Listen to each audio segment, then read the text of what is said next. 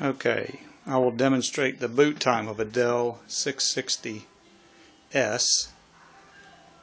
with a solid state hard drive and an ATI graphics card. Show you how fast it boots. Power up. Gets through the BIOS test. 1, 2, 3, 4, 5, 6, 7, 8, 9, 10, 11, 12, 13, 14, 15, 16, 17, 18, 19, 20 seconds till the hard drive stops flashing. That's pretty impressive.